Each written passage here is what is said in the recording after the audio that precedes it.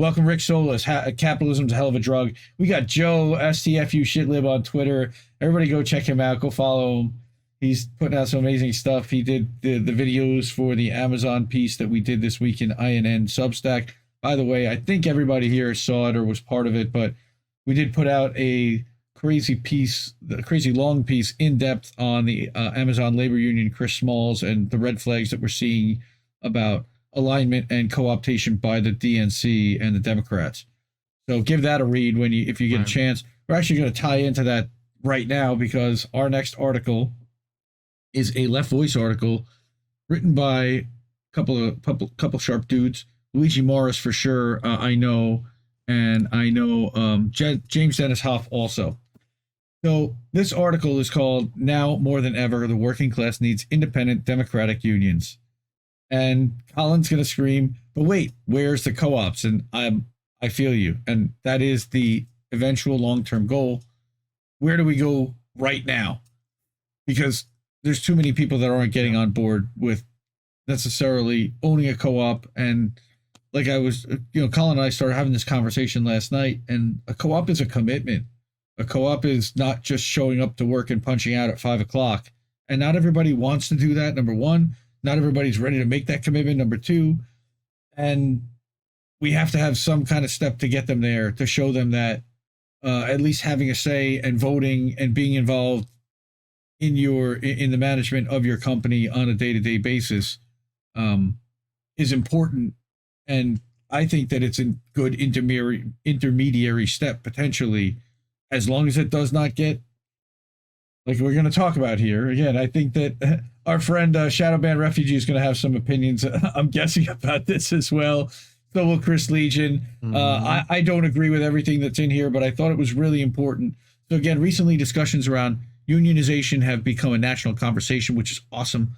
New workplaces are unionizing, and the question of how to ensure their democratic functioning is the order of the day. And I think that some of the stuff you will absolutely agree with. Yeah, go ahead. I do think people should, like, right off the bat, be focusing on worker co-ops as your whole loaf of bread.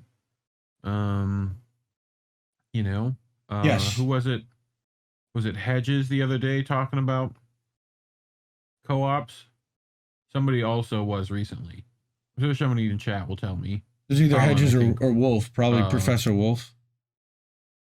Yeah, it might have been Wolf. Mm-hmm. So, but yeah. So again, I started reading this and I'm like, okay, this is a good one. Now again, this is going to be a little long. This is going to be kind of like our featured article of the night. The next two aren't going to be as long, but I think that this one was super important to get through, and this could potentially spark a lot of discussion and introduce the Amazon article as well. But long maligned and misunderstood, labor unions are suddenly all the rage, right? Particularly among young people. New unions are being organized by Amazon warehouse workers in Staten Island, Starbucks workers at more than 210 stores across the country, and now workers at Apple Store, Chipotle, and Trader Joe's. And they're inspiring others to do the same. This is exciting and unprecedented. New wave of grassroots unionization, if successful, could reshape the labor movement as we know it, but success is far from guaranteed. Sounds familiar. These workers and their new leaders are up against some of the wealthiest and most powerful corporations in the country. Amazon, for instance, has waged a massive multi-million-dollar campaign to weaken the new labor union and to stop further unionization efforts and attempts at its warehouses, an effort that so far seems to be working.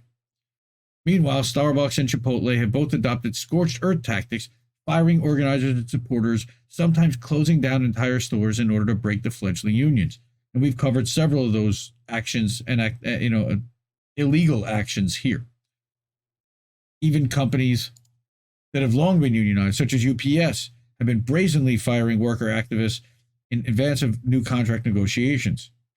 These attacks are designed to weaken the morale of union supporters and dissuade workers from further organizing. Unfortunately, the boss is not the only threat to these initiatives. Shadowban will agree, the big bureaucratic unions, such as the AFL-CIO and the SEIU, and their national leaders have a long history of absorbing and co-opting such grassroots unionization efforts, diverting direct conflict with the bosses into lukewarm media campaigns, such as the Fight for 15, which should be the Fight for 25 at this point, legislative struggles, and get out the vote efforts for Democratic politicians, all while weeding out and displacing more militant rank-and-file members within bureaucrats and staffers. And these same pressures exist in more established private and public sector unions everywhere.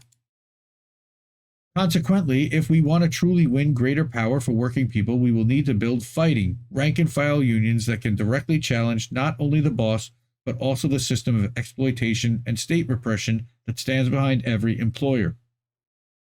This means rejecting the old models of bureaucratic business unionism and instead building politically independent organizations that are democratically organized and run by working people themselves from the bottom up. Hell yeah. Yep.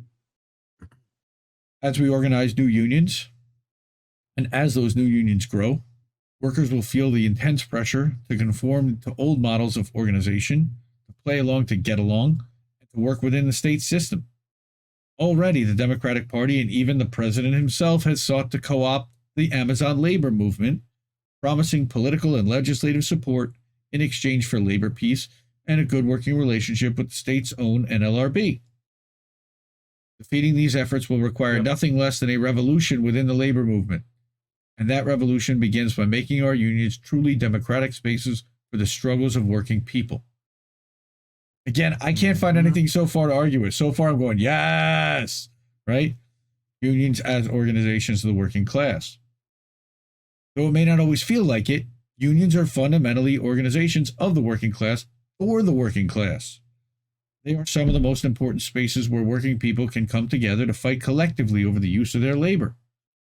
And by withholding that labor, workers can win incredible gains. Unions are also defensive organizations, confronting and pushing back the attacks of the bosses who constantly seek to squeeze more profit out of each worker. At the same time, unions are a tool to fight for broad class interests and against state repression and austerity. Understanding why unions matter requires that we understand the inherently exploitative nature of capitalism. And I think, again, Rick said it, capitalism is the disease. The boss's wealth comes from exploiting our labor. You know? They hire us and use our labor for their own interest, but they pay us only a fraction of the value we produce. Consequently, they're always seeking various methods to increase their profits at our expense, whether by increasing levels of exploitation, speeding up production, reducing our wages and benefits, or creating new technologies to replace us. This means workers and bosses have inherently counter-opposed interests. Confronting these bosses and the state that defends them, therefore, requires the collective organization of the working class as a class. What is it? What do they call it? No son of a class. Was it no race? It's not a race issue, it's a class issue all day long, right? To do that, we have to make our unions into instruments of the class struggle. Right, only struggles class struggle. But we also have an obstacle in our own house. Right. We also have an obstacle in our own house. Union misleaders are well known for their top-down and undemocratic way of conducting themselves. Therefore, to build new fighting unions and to put our current unions at the service of workers, there are two fundamental principles that we must adopt: maximum union democracy and total independence from the state and the bosses. What does that mean? Yep. So ask any labor bureaucrat about the importance of democracy as a principle of union organization, and they'll inevitably tell you that democracy is essential to building a strong union. But the so-called democracy that now exists in our unions is, with few exceptions, little more than fiction. It's a farce, performed every few years to vote on a proposed contract or new leadership. The day-to-day decision-making and organization of our unions are frequently left to a very small group of misleaders and full-time staffers whose interests are often only tangentially aligned with the rank-and-file workers they claim to represent.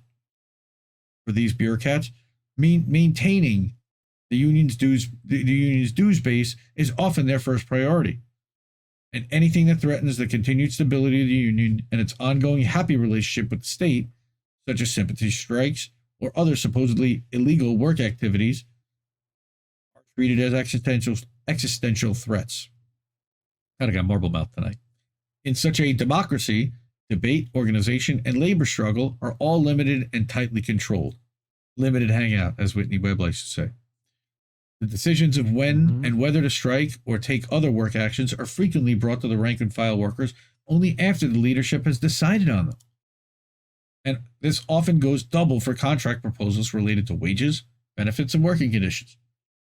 When presented with weak contracts by their leaders, for instance, workers are often told this is the best they can win, and without a democratic forum to actually discuss and debate the merits of such contracts or the real conditions of struggle as they exist, workers rarely get the chance to fight for anything better. Workers' real democracy, on the other hand, looks very different. To build truly democratic unions, we must empower the rank and file members as much as possible. But that's where the power of any union lies. This means creating open, democratic assemblies for regular discussion, debate, and decision-making among all members of the workplace.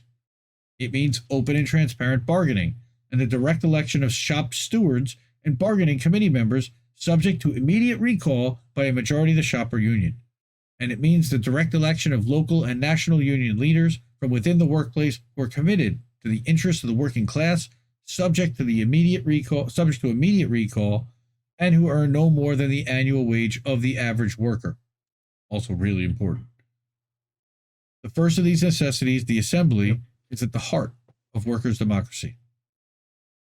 The argument for workers' assemblies follows from the idea that the actions a union takes should be decided by the workers themselves and grounded in debate and discussion. By creating and maintaining regular assemblies of the workers and the sovereign body of all decisions, worker militancy can be developed and maintained even in the face of attacks from the bosses of state. Furthermore, these assemblies must, whenever possible, unify all workers under one fist, involving every worker in the workplace in these assemblies, whether in the union or not, and sometimes even workers from outside when in solidarity with the union, ensures that the union represents all workers' interests and thus undermines the boss's attempts to divide us. And more importantly, perhaps, these spaces allow workers to bring conversations to the table that go beyond the workplace and beyond wages and benefits, such as how to organize to fight to defend abortion rights or confront racist police violence in our communities. Okay, for workers' assemblies to function, they must be based on full democracy, freedom of political tendencies and opinion that defend the interests of workers, and voting on resolutions that must be carried out by the union and its members. In other words, the rank and file workers are the ones who have to make decisions from when to take work actions and what the demands to fight for are, the constitution of the union itself.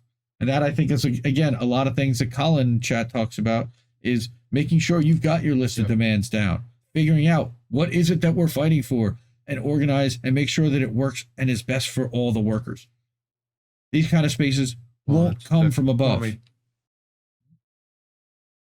That Kwame Ture quote, where mobilization means everyone's against the same thing, whereas organization, which is what you need to be a union, means everyone has to be for the same thing. We have to figure out what we're for. Oh, it's such a great thing. And it's actually in Joe's video in the second one, I believe. So, again, you need of thought. Unity of thought. That's right. So, those of us in existing unions will have to fight for the authority and the right to call meetings, issue statements, talk to the press, organize events, etc. That's one of the things that we talked about in our article is, why couldn't we get anybody from ALU to answer a press inquiry? And as we form new unions, as those unions grow, it's imperative that we continue to agitate for the broadest possible discussion and debate among the workers. One of the things that we talked about in our article. What just happened? Why couldn't we get anybody from ALU to answer? I don't know. You found an echo. And as we form new unions, as those unions grow, it's imperative that we continue to agitate for the broadest possible discussion and debate among the workers. Where are you playing it at? I don't know. Where's this coming from? Your cell phone? Yeah, maybe. Holy moly. How did that happen? Okay, I don't know. That was really bizarre. Sorry, everybody. I thought we told you to put down the booze. God. We have been watching a lot of Trailer Park Boys too much. You hanging out with Randy Bobandy? Yeah, again? I think you might have been. I don't know what the heck that was. The call is coming from inside the house. That's right, Warren. Extra booyah. All right. So again, Those who work and form the rank and file of the union are the best ones to determine their own destiny, a fact that challenges the notion that unions are something external to the workers and somehow meant to only provide services. It's in fact completely the opposite. Workers made unions, and unions are supposed to be the tools for struggle. So in addition to these assemblies, we also need smaller bodies of delegates and leaders to help organize and to bargain directly with the boss when necessary, and to carry through the decisions of the assembly. Again, you need structure, but these delegate and leadership bodies, however constructed, have to be chosen directly by the rank and file members themselves and wholly accountable to them. So we need to choose like the people that we want to represent us around us. How about that? Amazing concept. Mm-hmm. The reason for holding these positions should be out of a dedication to the worker struggle and not to enrich themselves or accumulate power. Almost like giving it to the people who don't necessarily want it in the first place. Therefore, elected positions in a union have to guarantee their rotation to make room for new leaders. The positions should be for a short period of years, after which leaders return to their jobs. We cannot continue to allow our leaders to occupy positions for decades while making six-figure salaries far and above what the members make. I can't agree more with that. Therefore, all elected leaders and officials must be chosen for their commitment to the union and for their fellow workers and to the working class more broadly. I don't think that's unreasonable. Furthermore, they must be subject again to immediate recall by the rank and file at all times, and those who receive salaries should receive no more than the average wage of the average worker. Limiting the privilege and salaries of union leaders in this way helps to keep them directly connected to the struggles and interests of the members they represent. In almost all unions, members' activities tend to revolve around bargaining, but workers should be able to fight for their demands at any point. Whatever the situation is, we need to be able to fight for open bargaining. Bargaining should include all the membership, and not just updates, but access to the daily negotiations and to the most complete and current information. This is going to allow the negotiations to be discussed at rank and file meetings, so that every worker can decide on the best steps for the struggle to take with full transparency. All this is totally opposed to the top-down approach of the current unions, where decisions are made at a small table in a closed room, and in general, with the presence of experts and lawyers from outside consulting firms that have little to do with workers' lives or interests. Again, I think if Shadowband is still here, he would pretty much totally agree with everything you've seen so far. Now, political independence. So while democracy is essential for the workers' movement, equally important is political independence from the state and the bourgeois party. This is what I keep talking about, and this is something that I was screaming about. The state has increasingly co-opted the labor movement since the passage of the National Labor Relations Act in 1935 and Taft-Hartley in 1947. Again, shout out to Shadowband Refugee for talking about the PRO Act, talking about Taft-Hartley, which are laws that respectively legalized and limited union activity. Okay, because these laws brought unions... the PRO Act was going to, but yes. Right, that was the plan. But again, they already have these. Because these laws brought unions under the formal jurisdiction of the federal government, union leaders and bureaucrats have poured more and more money into and effort into negotiating with the state over mostly legislative issues and spent less and less time organizing the rank and file workers for struggle against the bosses. I see you nodding your head pretty well. Yep. That's good. This process has, over the last 80 years, reduced many national labor unions to little more than lobbying agencies committed to negotiating for the rights of labor within the narrow framework of what the capitalist state will allow. The failure of this strategy of coolly negotiating with the enemy is evidenced by decades-long decline in unionization rates and the shrinking number of major work stoppages each year, not to mention the general decline in working conditions, standards of living, and even life expectancy of most working people. Now, again, part of that is the COVID mess that was inflicted upon us the last few years. Also, I would talk about, again, coolly negotiating with the enemy. You're letting them set all the terms, 100%.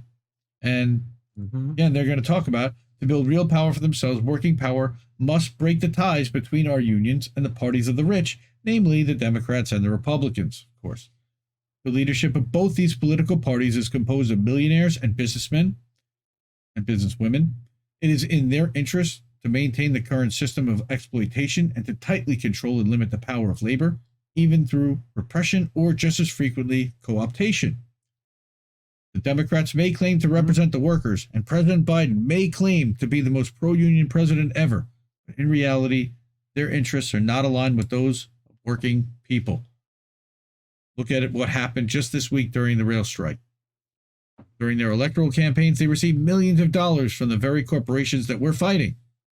For example, the Democratic Party has received huge donations and endorsements from union-busting executives like Starbucks CEO Howard Schultz, who almost ran for president on their ticket, and Amazon contributed almost $11 million to Democrats and, of course, $2 million to Republicans because they got to pay off both sides, and that's just 2020 alone. The Democratic Party often works with and employs the same law firms and polling firms that help corporations like Amazon and others run union-busting campaigns in our workplaces.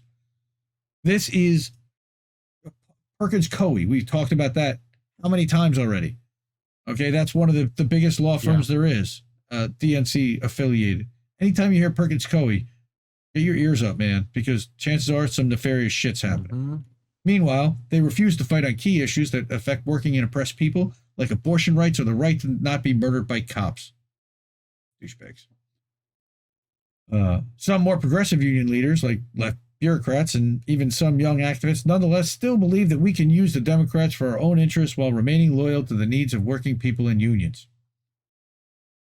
They believe we can use so-called progressive Democrats like Sanders and AOC to draw attention to our struggles, to pass legislation like the PRO Act, and to win more popular support for the ongoing unionization efforts of workers everywhere.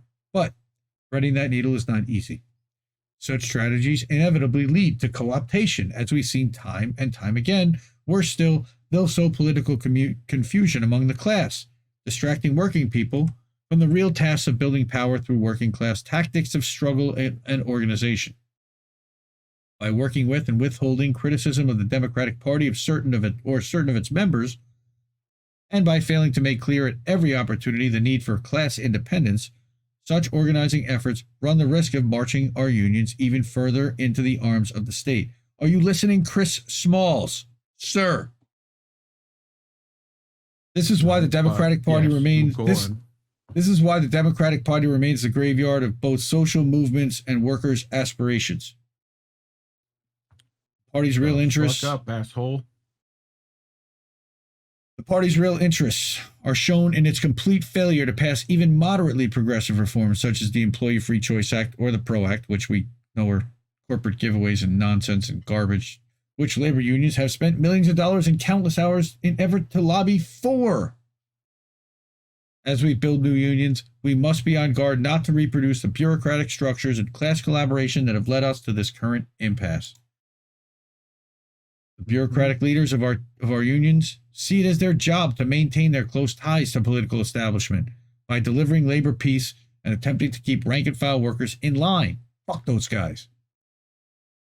Every 2 years, our union leaders, from the AFT to the Teamsters, endorse bourgeois politicians without any kind of real consultation with the membership. They then promise us partial improvements in our workplaces, decided by them and not the workers, in exchange for supporting their candidates with money, endorsements, and get-out-the-vote efforts that build political and ideological bridges between the most active and often the most well-intentioned union members and the Democratic Party establishment. Fucking gross. Sorry, man, I'm getting angry.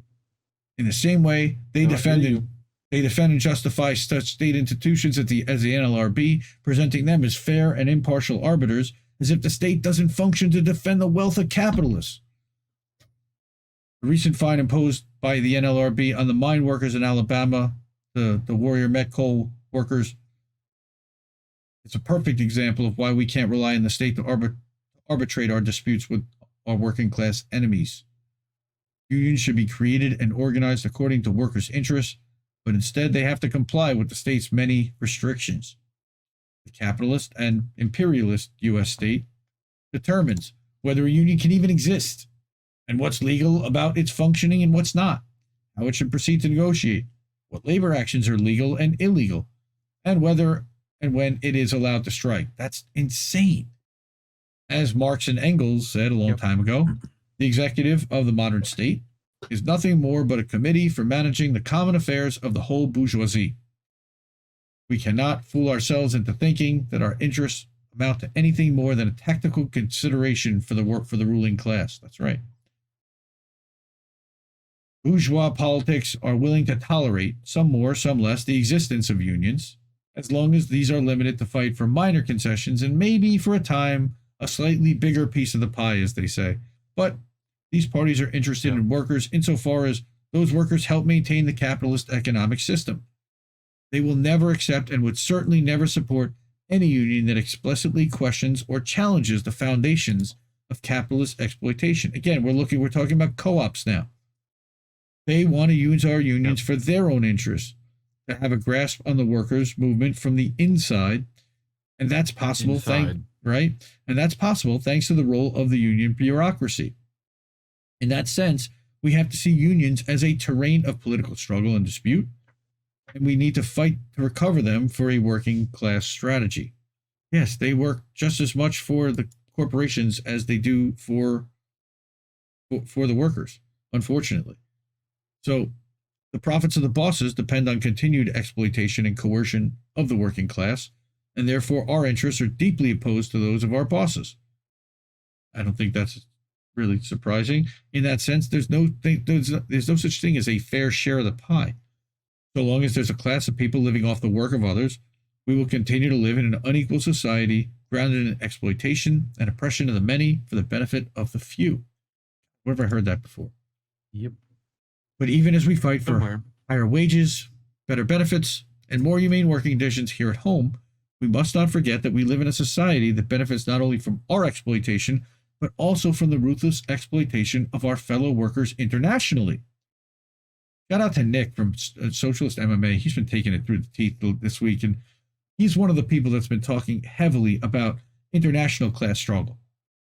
Many times the concessions that workers can get here in the United States are a consequence of imperialist policies. U.S. capitalists can compensate for the loss of some profits here while exploiting natural and human resources from other countries, and even taking advantage of the immigrants that are forced to flee their countries to be exploited here under even worse working conditions than native workers. In that sense, our unionism must also be internationalist and anti-imperialist, and union democracy is the only way to push and fight for that political perspective. Yep. Our demands go beyond what we can fight for in our workplace, and against our own bosses, we need to unite with other workers and movements to fight for broader goals. And I think again, Chris started to do this in early May, and they arranged that May Day walkout that first in 2020. I don't know if everybody remembers that, but we were going back and watching some old footage, and that guy, look, he is an organizer. It's hard to see what's happening right now, and we really want to see the workers represented properly and they need a proper PR team and a proper PR representation arm that is not affiliated with the Democratic Party or unions. I mean, you got to be able to see how they're playing you. Yeah. So, like, at some point, your ignorance of the game, like, you know, like you're gonna get they're gonna bench you at some point. Yep. You know. So again, we need to fight racism, sexism, xenophobia, and every type of discrimination and bigotry. We need to fight for free and public health care and education. We need to fight for reproductive rights, immigrants' rights, housing rights, and much more. To strengthen our struggle inside and outside the workplaces, we must recover our own methods of struggle. We need to organize walkouts, strikes, picket lines. Hurting their profits by withholding labor is one of our most powerful tools. If there's one thing the pandemic made clear, it's that we're the ones who run the society. We produce the wealth, and we should be the ones deciding what to do with it.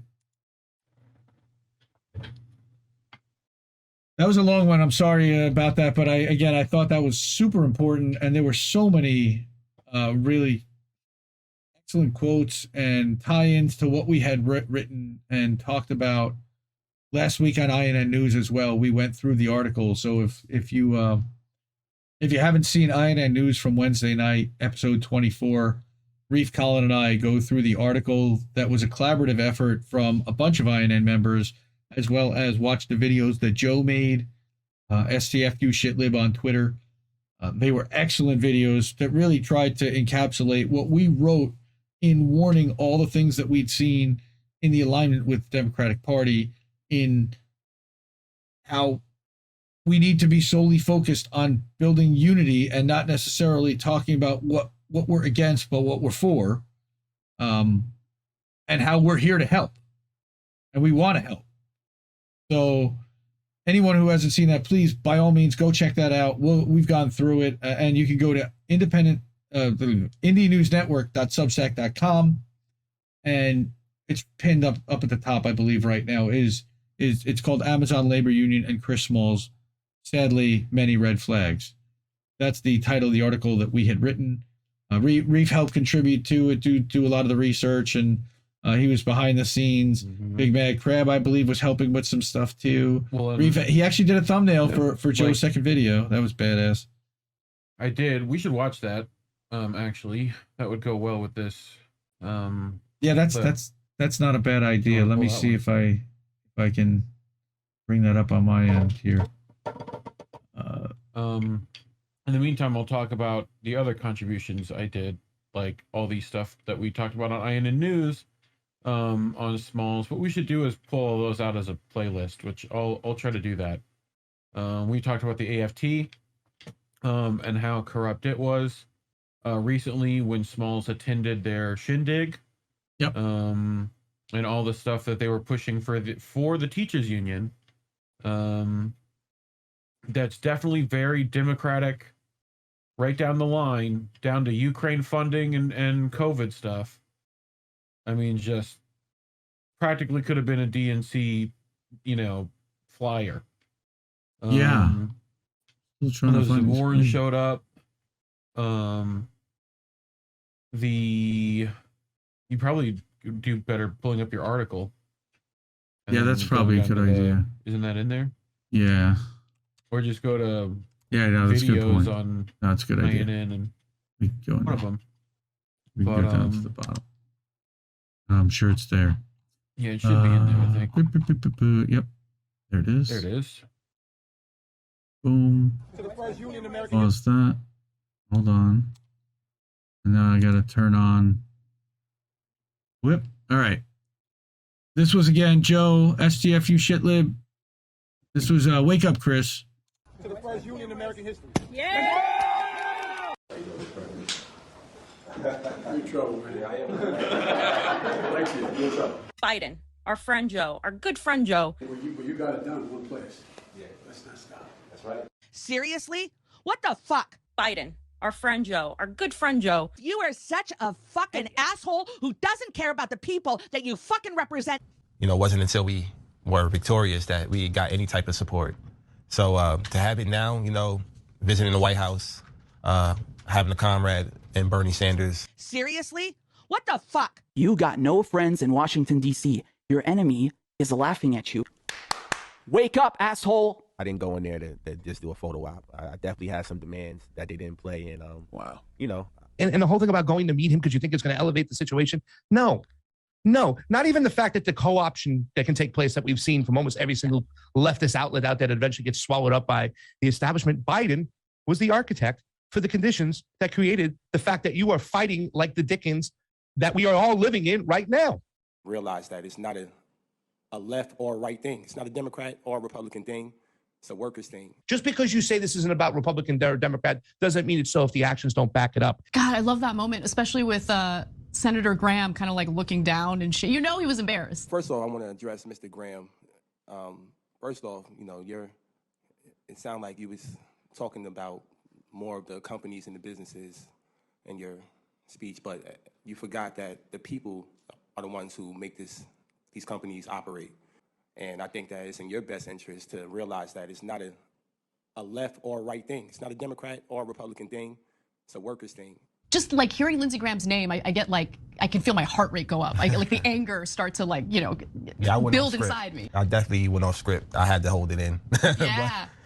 The notion that people in the united in this democracy will outmatch tyranny is the oldest American ideal. The reason why we're an independent union is because we don't want to get tied to politics.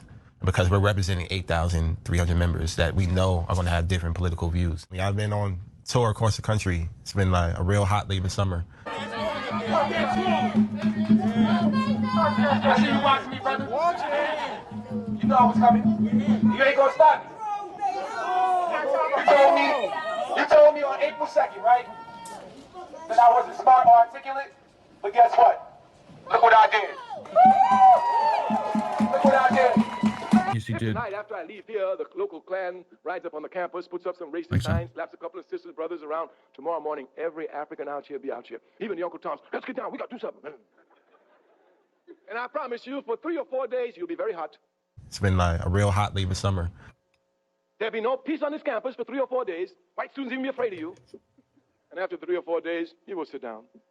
And you'll forget about it. Fuck Jeff Bezos. Fuck Jeff Bezos. Billionaires, they gotta go. Billionaires, they gotta go. Fuck Jeff Bezos. Fuck Jeff Bezos. Just because everybody's against the same thing doesn't mean everybody is for the same thing. Fuck Jeff Bezos. Fuck Jeff Bezos. Fuck Jeff Bezos. Fuck Jeff Bezos. Fuck Jeff Bezos. Fuck Jeff Bezos. Unity doesn't represent what you're against. It represents what you are for.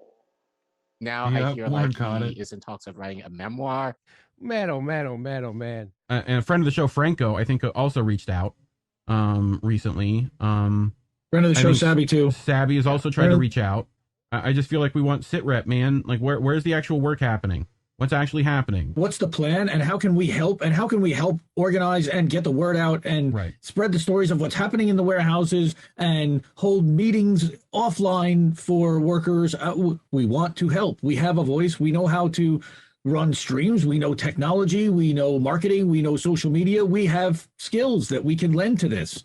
And we're offering, and we're kind of screaming here that we want to help. Of course, they try to demonize my character. You know, they saying that the union dude is going to go towards my Lamborghini. But they don't know me. I'm more of a BMW guy. But there you go. It wasn't even enough for me to even come to the table. Pinky ring, we're about to hit the. Two tone my Lambo, that's drippy. At the bottom, that's your tits. We drippy. Yeah, it's drippy.